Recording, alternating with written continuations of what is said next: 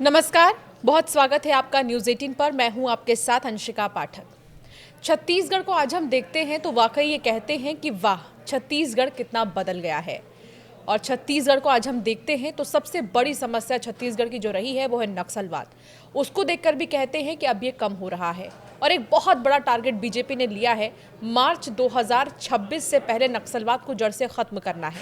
लेकिन ऐसे ही कई मुद्दे हैं छत्तीसगढ़ के अलग अलग ज़िलों से, अलग अलग जगहों से, उसके बारे में आज हम बातचीत करेंगे। और इसके लिए हमारे साथ मौजूद है ख़ास मेहमान, अंबिकापुर से सांसद चिंतामणि महाराज जी। चिंतामणि जी, आपका बहुत स्वागत है न्यूज़ 18 पर। जी जी, आपको और सभी दर्शकों को मेरे तरफ से सादर प्रणाम। चिंतामणि जी, आज जब छत्तीसगढ़ को देखते हैं तो ये कहने में बिल्कुल भी परहेज नहीं करता कोई कि हाँ, हम छत्तीसगढ़िया है। और जो टैगलाइन छत्तीसगढ़ के लिए कहा जाता है, छत्तीसगढ़िया सबले बढ़िया, वो खूब जोर जोर से अब हम सुनते हैं। कितना बदलता हुआ छत्तीसगढ़ आप देख रहे हैं? नहीं, निश्चित रूप से वहाँ नक्सलियों का जब आना हुआ, मेरे क्षेत्र में लगभग 2000 से वो सक्रिय हुए और 2004-5 तक एकदम पीक में थे। और आज केंद्र में मोदी जी की सरकार और वहाँ राज्य में भी भाजपा की सरकार थी, तब से उस खात्मा के लिए विचार किए और आज ये स्थिति है कि हम अपने सरगुजा संभाग में निश्चिंत होकर के घूम सकते हैं। बिल्कुल। आज नक्सली वैसा नज़र नहीं आ रहे हैं, क्योंकि हमारा जो गृहग्राम है वो झारखंड से एकदम सटा हुआ है। हमारा घर से झारखंड की दूरी लगभग 12-13 किलोमीटर है। तो यहाँ नक्सली कांड करके वहाँ भागते थे, वहाँ कुछ करते तो इधर आते थे। लेकिन वहाँ पर संयुक्त मोर्चा भी बैठाया गया है, छत्तीसगढ़ सरकार का और झारखंड सरकार का। इस कारण से वहाँ पर नक्सली अब काफ़ी कम हो गए हैं। एकदम से ख़त्म हो गए हैं तो नहीं कह सकता, लेकिन वो भी पूरी तरह से मेरे को लगता है साल 6 महीना में वो भी बिल्कुल नक्सल मुक्त हो गया, ऐसा हम कह सकते हैं उसको। बिल्कुल। वैसे तो चिंतामणि जी, बहुत सारे ऐसे मुद्दे हैं जिन पर आपसे बातचीत करेंगे, चाहे वो धर्मांतरण का मुद्दा हो या फिर धर्म गुरुओं को लेकर जिस तरीके से अब विरोध हम देख रहे हैं सोशल मीडिया पर, जिस तरीके के बयान आ रहे हैं, उस पर बातचीत करूंगी। और अंबिकापुर हो चाहे पूरा छत्तीसगढ़ क्यों ना हो, आपने धर्मांतरण के बहुत सारे केसेस देखे हैं। मजदूरों की तस्करी भी एक मुद्दा है वहाँ पर, तो इसके बारे में भी बातचीत करूंगी। शुरुआत करूंगी सरगुजा से कि अंबिकापुर कितना बदला है। और अभी भी कई आरोप विपक्ष तो लगाता ही है कि अभी कोई काम नहीं हुआ या बहुत सारी ऐसी चीज़ें। तो मैं ये जानना चाहूँगी आपसे कि अंबिकापुर कितना बदला है पहले से? नहीं, पहले से निश्चित रूप से बदलाव हुआ है और विकास का काम तो निरंतर चलने वाला प्रक्रिया है। किसी चीज़ को हम सोचें कि एक बार हम सरकार में आए और सारी समस्याओं का निराकरण कर दें, तो ये तो होता ही नहीं होगा। तो निश्चित रूप से धीरे धीरे करके जो प्राथमिकता में जिस काम को करना चाहिए वैसा कर रहे हैं। जैसे रायपुर से अंबिकापुर आने वाला जो रोड है, पहले हम लोगों को 7-8 घंटा लगता था, लेकिन आज हम 4-4.5 घंटा में वहाँ पहुँच रहे हैं। तो निश्चित रूप से विकास तो हो रहा है। और जहाँ तक वहाँ जो कमी है उसको बताने में मेरे को संकोच भी नहीं है। अंबिकापुर से रामानुजगंज का जो NH का रोड है वो अभी बहुत बदहाल स्थिति में है, लेकिन उसमें भी बरसात ख़त्म होते ही वहाँ भी कार्य प्रारंभ हो जाएगा। तो मेरे को लगता है 1-8 साल में हम रामानुजगंज को भी बहुत अच्छी स्थिति में ला सकते हैं रोड के विषय में। और उसके अलावा एक अंबिकापुर से वाराणसी के लिए जो रोड है वो भी अभी ठीक स्थिति में नहीं है। उसके लिए माननीय मंत्री गडकरी जी से भी मेरा मिलना हुआ है और मेरे को लगता है कि आने वाले समय में रोड को हम ठीक कर लेंगे। आपने जिक्र किया वाराणसी का, तो मुझे उत्तर प्रदेश का बलरामपुर याद आ गया। बलरामपुर से आपका गहरा नाता है और बलरामपुर की तरह ही आप कैसे छत्तीसगढ़ में अब बदलाव देख रहे हैं, अंबिकापुर में ख़ास तौर पर, क्योंकि 2008 है शायद, मुझे याद आ रहा है, या शायद साल में मैं गड़बड़ हो सकती हूँ, लेकिन बलरामपुर से आप खड़े हुए थे और जड़ें आपकी बलरामपुर से जुड़ी हुई हैं।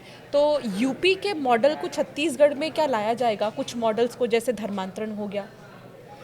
नहीं, निश्चित रूप से धर्मांतरण की भी मामले में हम सक्रिय हैं। हाँ। लेकिन इसमें होता क्या है, धर्मांतरण करने के लिए उन लोग कह के नहीं आते हैं। जिसको धर्मांतरण करना है उसके यहाँ रात को चले गए, एक आध 2 घंटा बैठ के आ गए, इस तरह से लगातार उन लोग करते हैं। हम लोग को तब पता चलता है जब वो धर्म परिवर्तन के लिए तैयार हो चुका होता है।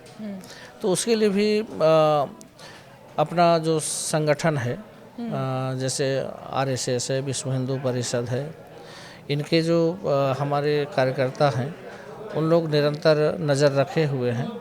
कहीं भी स्थिति इस तरह का स्थिति बने तो हम तत्काल उस व्यक्ति को समझा करके अपने सनातन की ओर ही उसका मानसिकता रहे, इसके लिए प्रयास कर रहे हैं।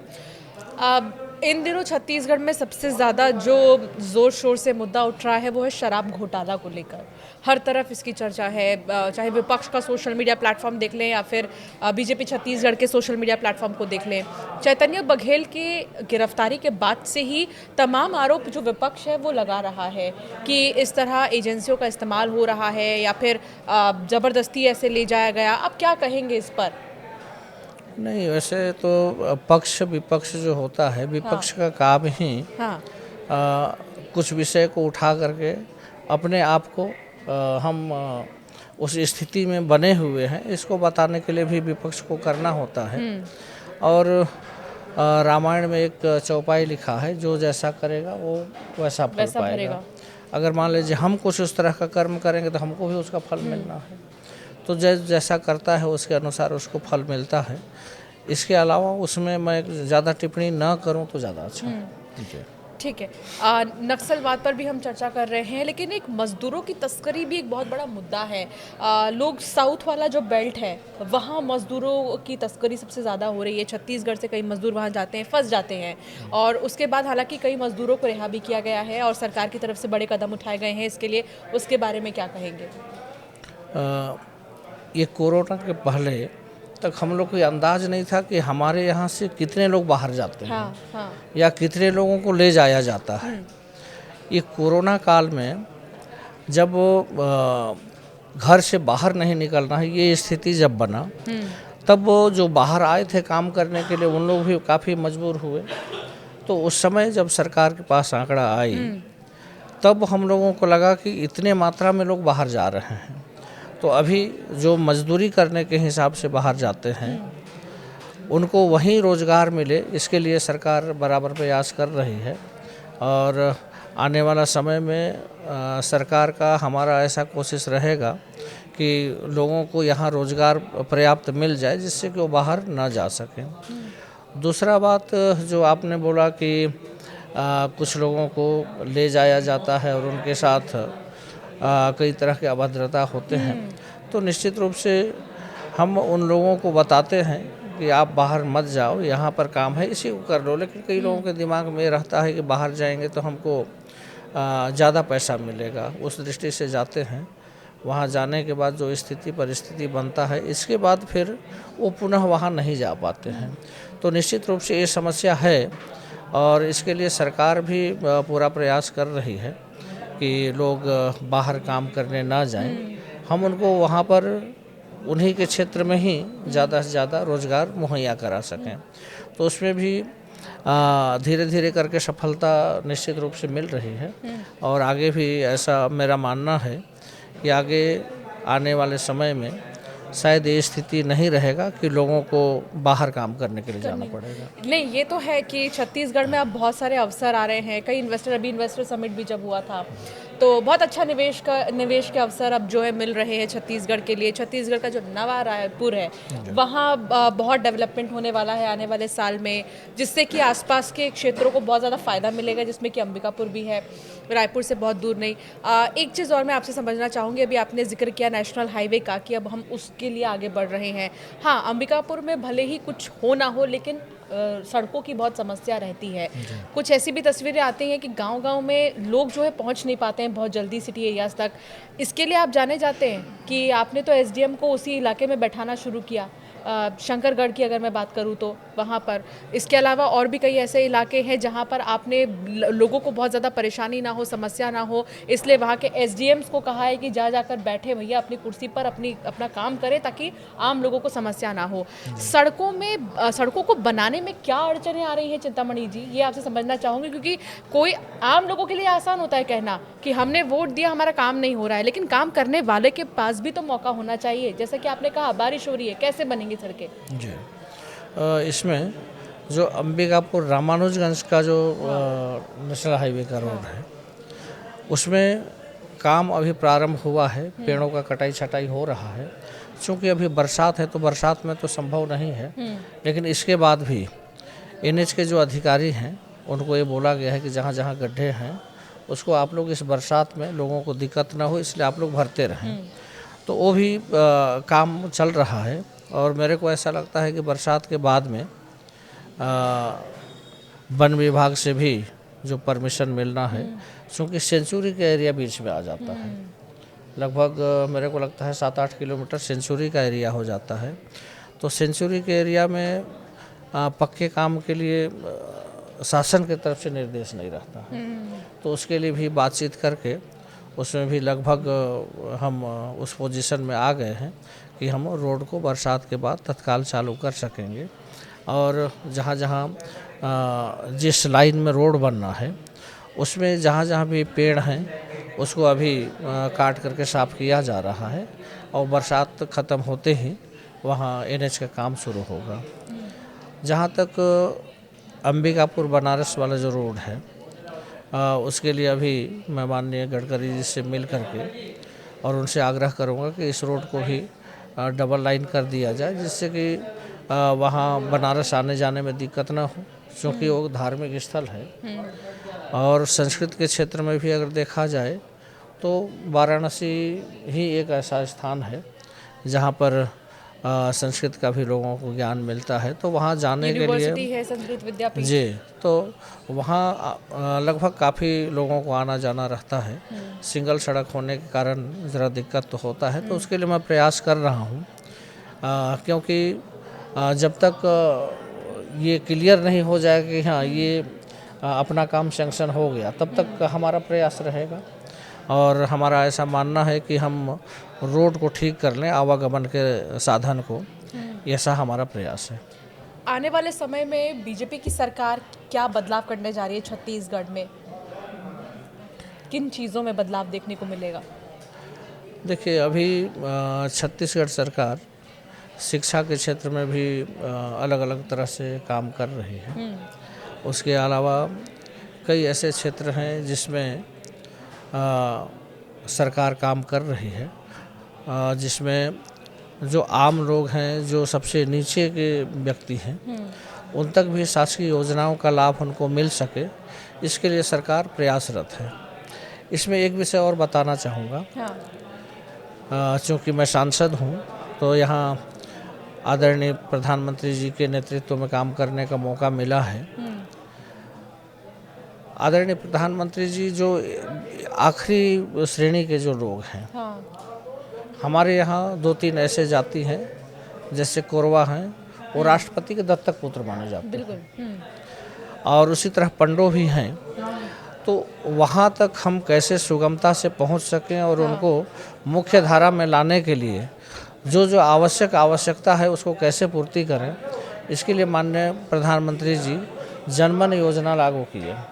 जनमन योजना के तहत लगभग 17 काम वहाँ करना है जी, जिसमें रोड, बिजली, पानी, ये सब है। उसके अलावा उनका राशन कार्ड हो, उनके पास आयुष्मान का कार्ड हो, वहाँ शिक्षा का व्यवस्था ठीक हो, इस तरह से सारा व्यवस्था वहाँ अभी काम चालू कर रहा है। तो मेरे को लगता है कि आने वाले समय में आदरणीय प्रधानमंत्री जी के मंशा के अनुरूप हम उनको मुख्य धारा में जोड़ बदलेंगे। बिल्कुल, जी। ये तो उपलब्धि है और हम चाहेंगे कि छत्तीसगढ़ और भी ज़्यादा आगे बढ़े और इसी तरह जैसे अब तक बढ़ता आ रहा है और आगे बढ़े। एक टिप्पणी आपसे लेना चाहूँगी धर्मगुरुओं पर कि अमूमन हर घरों में महिलाएं सुबह-सुबह टीवी चालू करती हैं प्रवचन सुनने के लिए, कुछ अच्छी बातें सुनने के लिए, बच्चे भी बैठते हैं, प्रवचन सुनते हैं। लेकिन इन दिनों महिलाओं को टारगेट कर दिया गया है। चाहे हालाँकि 1-2 केसेस ऐसे आ भी चुके हैं। आप ये जानते होंगे सर्वप्रसिद्ध सोनम का केस, जो इंदौर की सोनम रहने वाली शिलांग अपने पति के साथ गई और उसने फिर मर्डर करवा दिया अपने पति का। मेरठ की मुस्कान, जिसने ड्रम में पति को जो है काट के डाल दिया था। इस तरह के केसेस लगातार आ रहे हैं। लेकिन दूसरी तरफ धर्म गुरुओं के वो बयान महिलाओं को लेकर, कोई ये कह रहा है कि जो लड़की लिव इन में रहती है वो गंदी है और उसका चरित्र ठीक नहीं है, तो कोई ये कह रहा है कि आजकल महिलाओं को एक नहीं 4-4 आदमी चाहिए। मतलब इस तरह के बयानों को आप कैसे देखते हैं महिलाओं के प्रति? नहीं, इस तरह का बयान तो बिल्कुल ही अनुचित है और मैं तो इसको बोलूँगा ये शर्मनाक बयान भी है।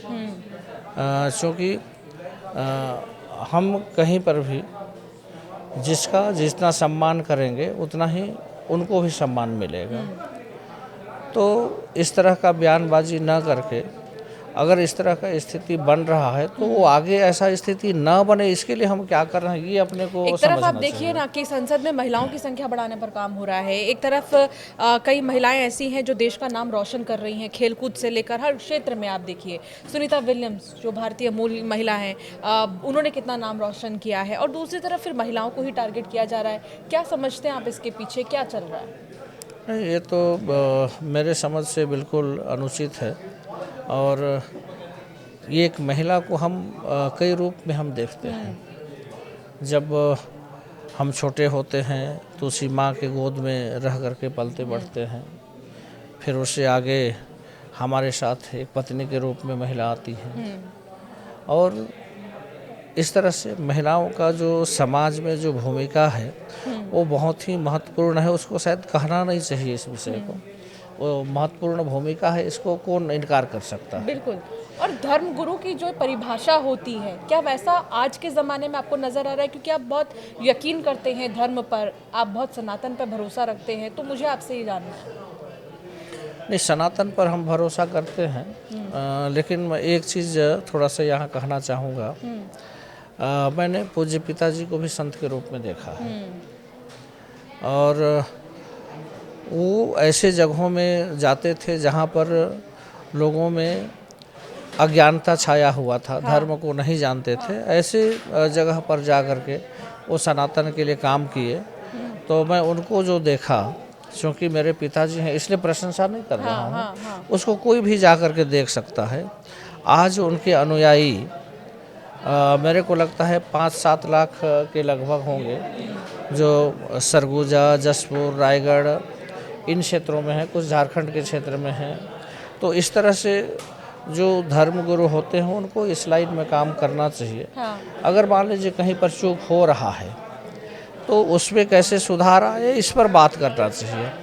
जैसे हम किसी पर टिप्पणी करेंगे तो उसके मन में भी तकलीफ होगी, बिल्कुल होगी। हाँ। लेकिन हमारा कर्तव्य ये नहीं होना चाहिए किसी को तकलीफ हो। अगर हमको लगा कि ये यहाँ पर इस तरह का स्थिति बन रहा है तो स्थिति को कैसे ठीक करें उस पर अपने को बात करना चाहिए।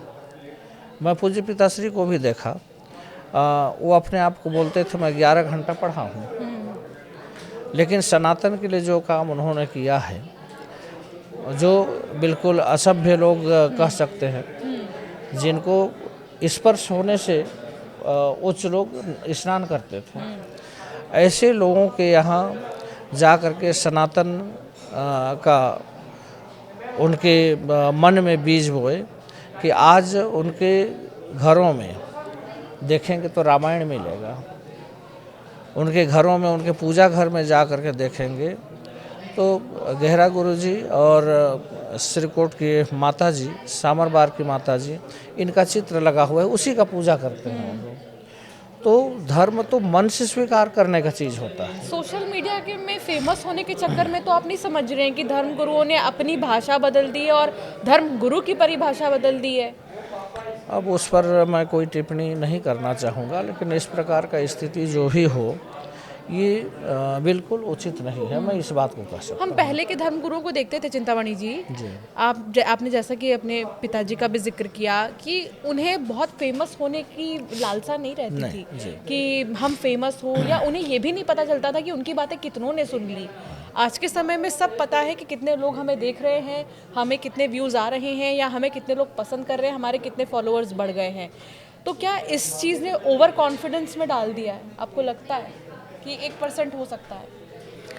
नहीं, इसमें मेरे को जहाँ तक लगता है जो धर्मगुरु हैं, चूँकि मैं पिताजी को ही देखा हूँ इसलिए बाकी लोगों से एकदम नज़दीक से परिचित नहीं हूँ। हाँ। तो उन्होंने कभी किसी के यहाँ अन्न नहीं खाया।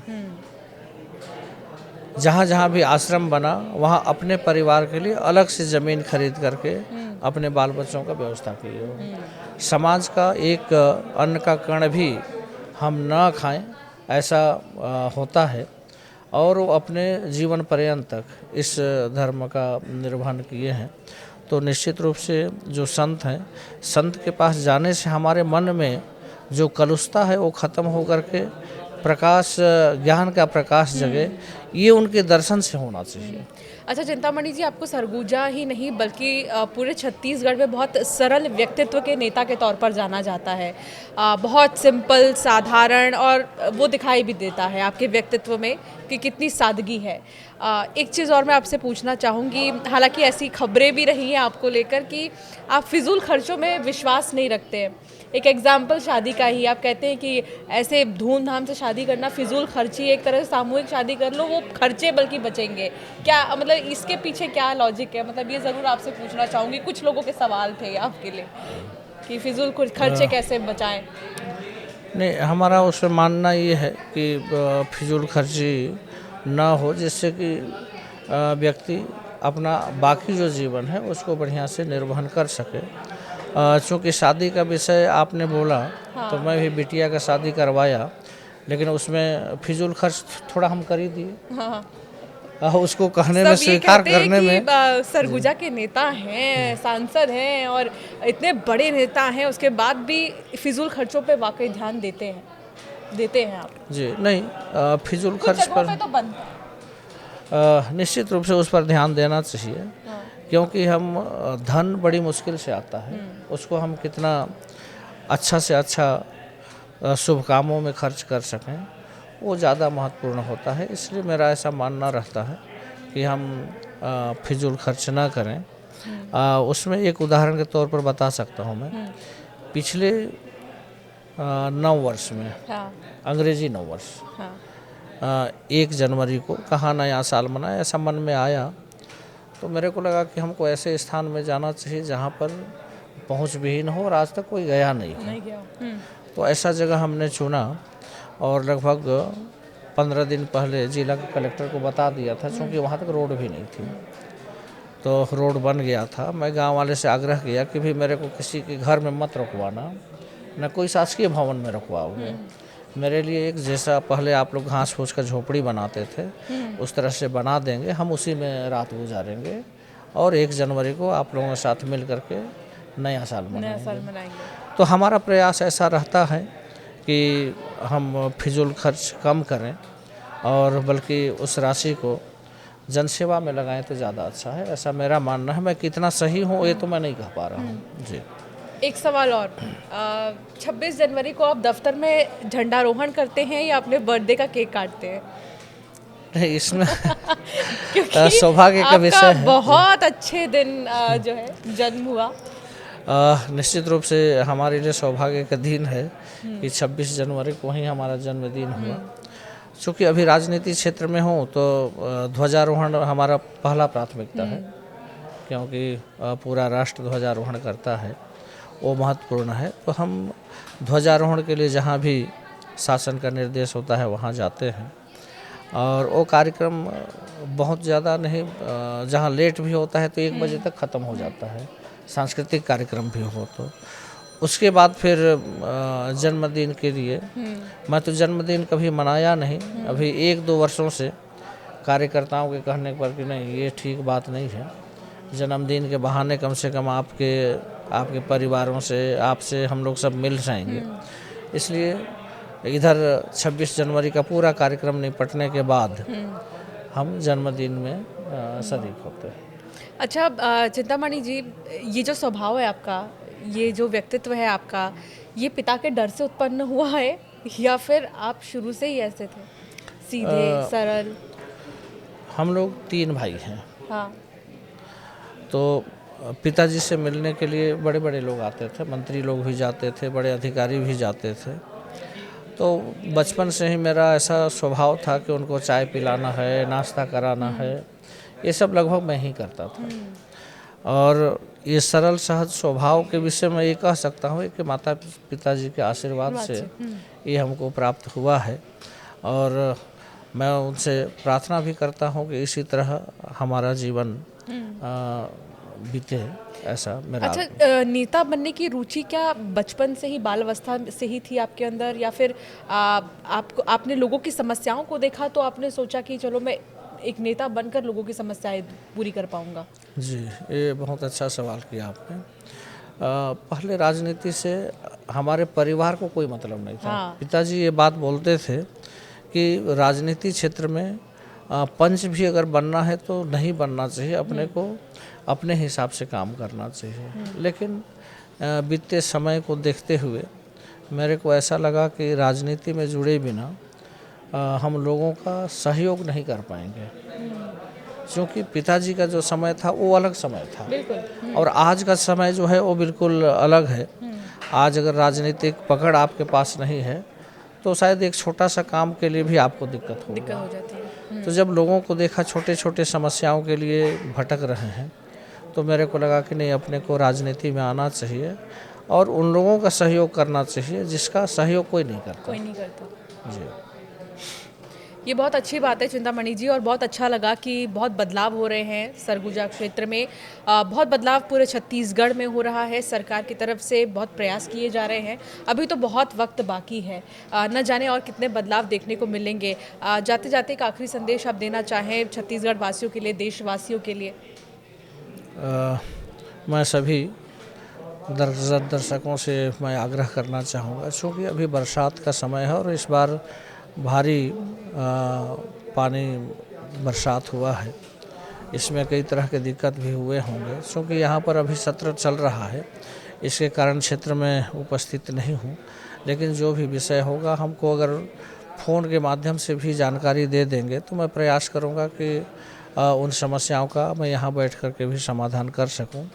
और माता पिताजी से और भगवान से मैं प्रार्थना करता हूँ कि जिस तरह से अभी आप बोले कि आप सहज सरल हैं, तो यही हमारा जीवन भर बना रहे, ये हम भगवान से भी प्रार्थना करते हैं। और जनता का जो भी सेवा का काम हो, जनता सीधा संपर्क करे और मैं पूरा प्रयास करूंगा कि उनके समस्याओं का जितना हो सके समाधान कर सकें, क्योंकि समस्या तो अनंत है और सभी समस्याओं का समाधान करना भी बड़ी मुश्किल है। लेकिन जो समय पर हो सकता है उसके लिए मैं बिल्कुल, जनता हमको चुन करके यहाँ भेजी है, हम जनता के सेवक हैं, उनके लिए जो भी करने का ज़रूरत होगा बिल्कुल हम करेंगे। और आपने आज यहाँ चैनल में बैठ कर के इंटरव्यू देने का मौका दिए, मैं इसके लिए आपको भी बहुत बहुत धन्यवाद देता हूँ। बहुत बहुत धन्यवाद चिंतामणि जी, बहुत अच्छा लगा आपसे बातचीत करके। और हम उम्मीद यही करते हैं कि बहुत सारी शुभकामनाएं आपको भी, क्योंकि अभी ये बहुत संभालना है आपको, पूरे सरगुजा क्षेत्र को ही बहुत उम्मीदें हैं लोगों को आपसे। और आप ऐसे व्यक्तित्व के हैं ही कि लोग आप तक पहुँचने में कतराते भी नहीं हैं, क्योंकि आप लोगों तक पहुंच जाते हैं आसानी से, लोग आप तक पहुंच जाते हैं आसानी से, तो ये बहुत अच्छी बात है और आपको ढेर सारी शुभकामनाएं। बहुत शुक्रिया हमारे साथ जुड़ने के लिए। और फिलहाल हमारी खास पेशकश में इतना ही।